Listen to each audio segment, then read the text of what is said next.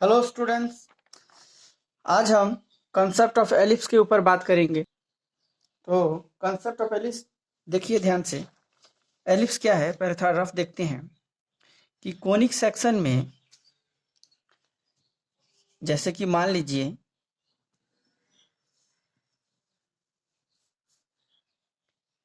Focus यहाँ से कोई डिस्टेंस,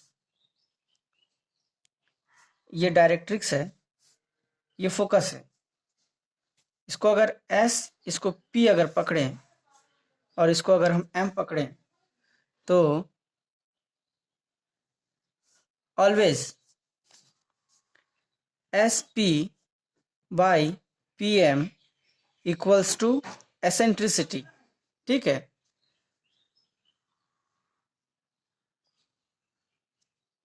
तो एसेंट्रिसिटी जो है, अगर E इक्वल्स टू 1 होता है, E इक्वल्स टू 1 होता है तो ये पाराबोला हो जाएगा।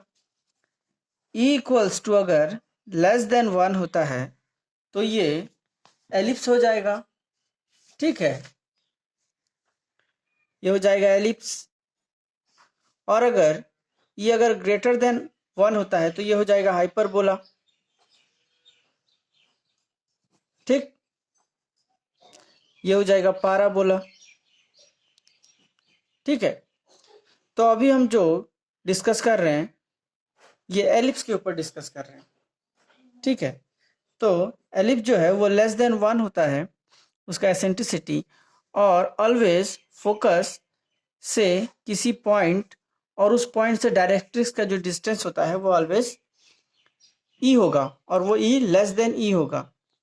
ठीक है, पहला S P by P M equals to E which is less than 1। ठीक है, ये कंसेप्ट आया।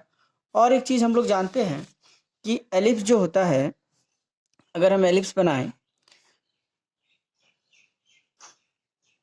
ये कुछ इस तरह का शेप में बनेगा। और अगर ध्यान दिया जाए तो यहाँ देखेंगे हम कि ये सिमेट्री है, X X dash Y Y dash. Means यहाँ अगर हम इस पेज को अगर फोल्ड कर दें तो ये दोनों लाइन इस पे ओवरलैप कर जाएगा। ये पूरा सेम वाई एक्सिस के लिए भी, कि अगर इसको हम फोल्ड कर दें तो ये दोनों मैच हो जाएगा। मीन्स एक दूसरे को ओवरलैप करेगा। मीन्स ये एक्स एक्सिस और वाई एक्सिस से पूरा सिमेट्री है। क्लियर। अब देखिए, मान लीजिए ये, इसको हम ओरिजिन कंसीडर करते हैं 0,0, और जैसे कि देखिए, इसको अभी डिटेल्स में थोड़ा बताते हैं। जैसे कि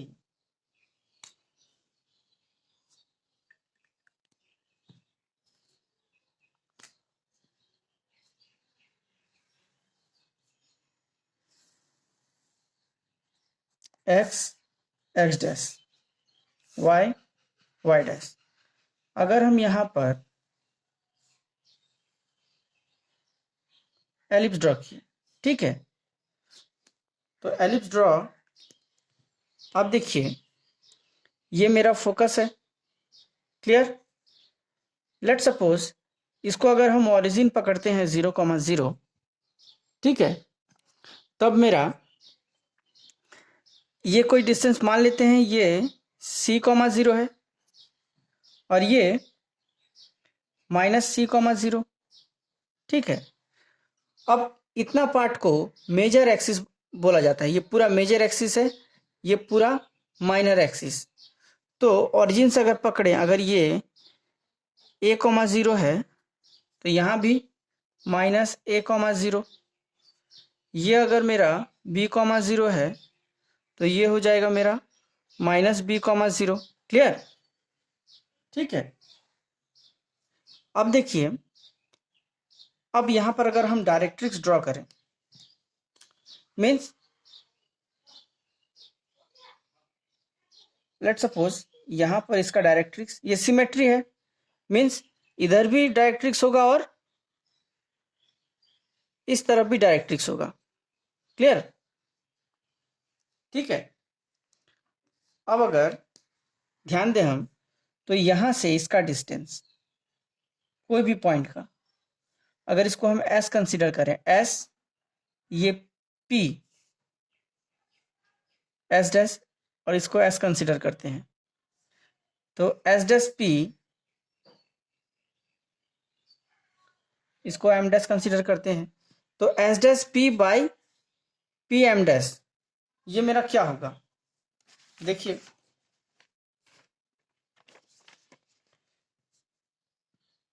S dash P by P M dash equals to मेरा E होगा। ठीक है, क्लियर? क्योंकि डेफिनेशन में ही है कि अगर कोनिक सेक्शन का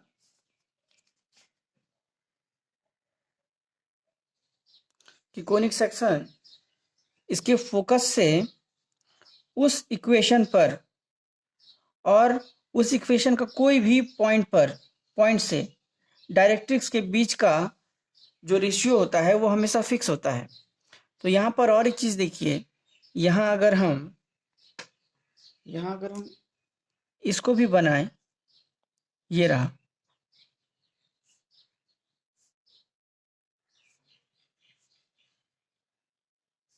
इसको M कंसिडर करते हैं। ठीक है, तो हम देखेंगे कि यहाँ भी इस पोर्शन से SP बाई PM हमें E मिलेगा। ठीक है, क्लियर? अब जो नेक्स्ट पॉइंट है कि हमको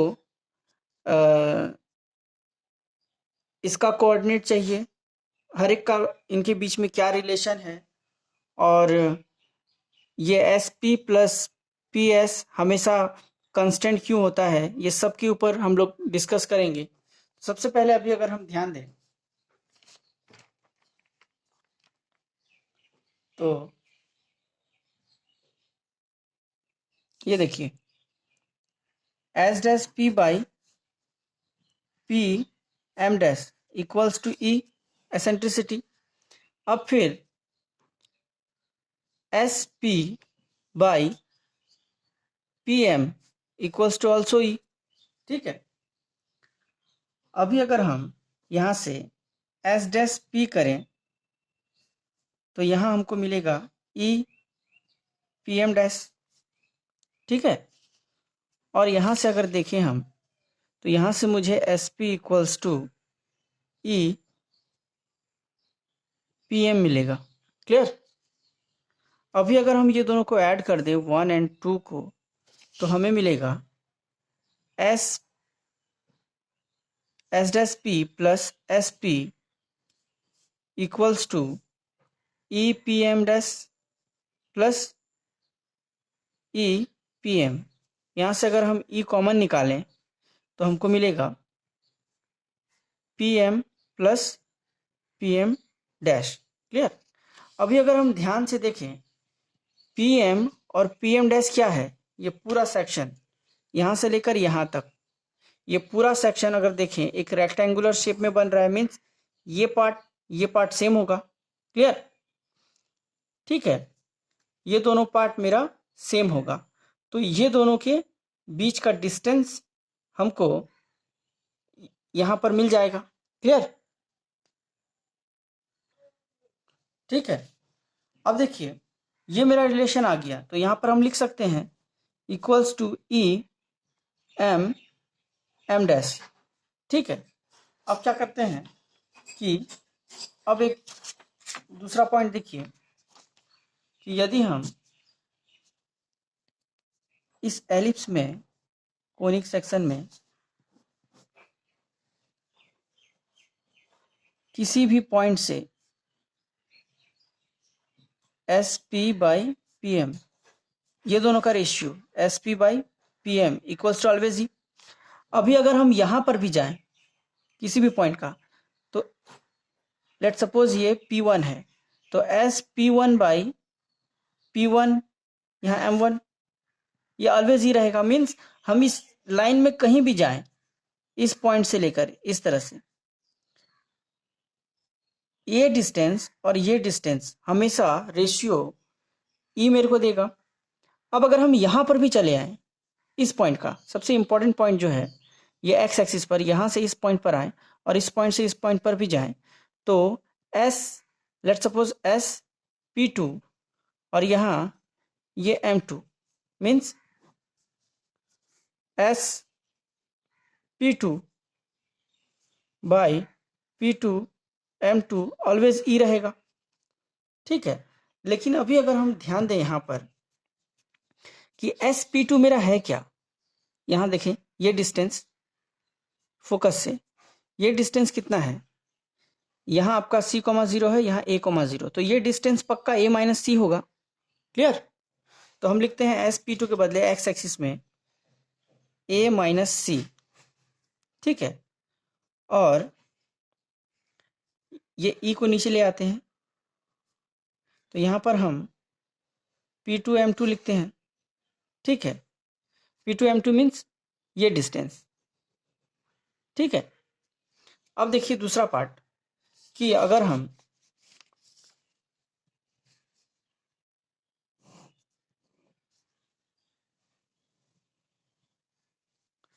यही हमने ये पॉइंट को घुमाकर यहां पर लाया, ठीक है,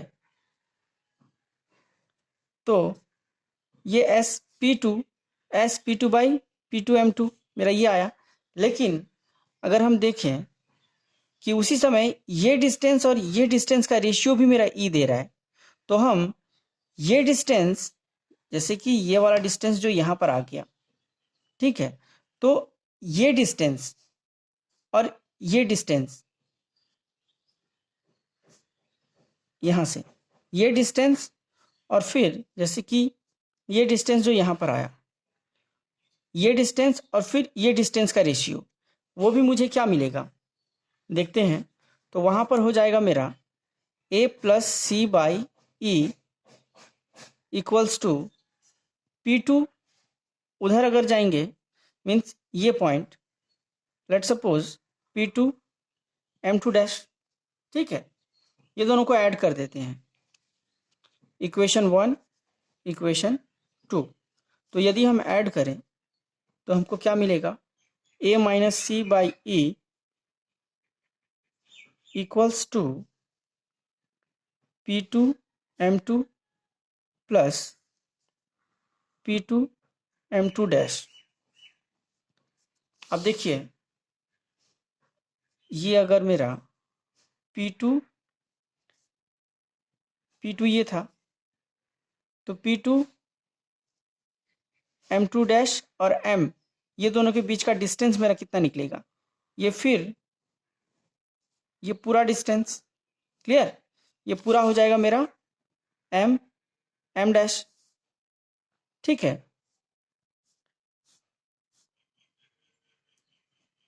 क्लियर? तो अभी अगर हम देखें, इसको ऐड कर दें, तो A minus C plus A C, ये सी कटा, twice A by E equals to M dash, ठीक है। क्लियर? तो मेरा M डैश का जो वैल्यू है वो मेरा आ गया ट्वाइस A बाई ई, ठीक है। अभी इस वैल्यू को हम यहां अगर पुट कर दें, E ट्वाइस A बाई ई, ये M डैश का वैल्यू को, तो मेरा ये दोनों कट जाएगा और ये मेरा आएगा 2A। मीन्स ये हुआ कि ये P पॉइंट कहीं भी वेरी करे, या तो यहाँ रहे या फिर यहाँ रहे। मीन्स इस तरह से, जैसे कि देखिए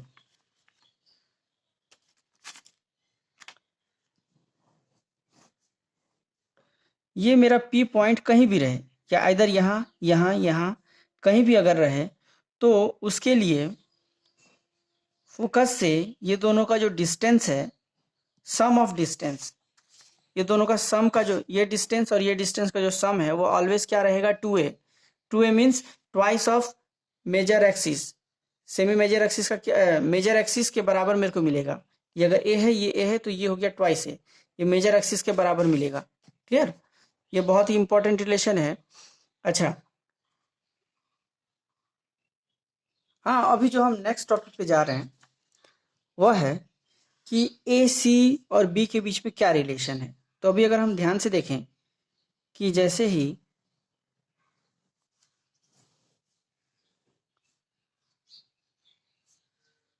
-c, 0 और यहाँ c, 0, अगर हम ये पॉइंट P को यहाँ बीच में कंसीडर करें, ठीक है, तब देखते हैं कि ये बीइंग सिमेट्री होने के कारण ये लेंथ दोनों क्या होगा, इक्वल होगा। क्लियर।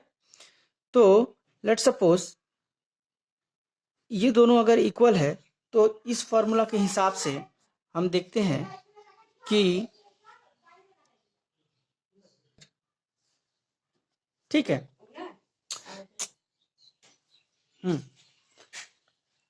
तो यदि यहाँ पर अगर हम ध्यान दें तो ये डिस्टेंस ये 0,0 और ये है मेरा b,0। तो यहाँ से हम डिस्टेंस निकालते हैं s' और ये हो जाएगा मेरा sp।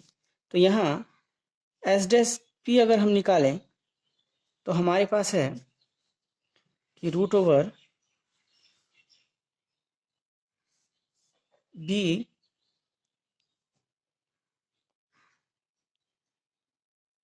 माइनस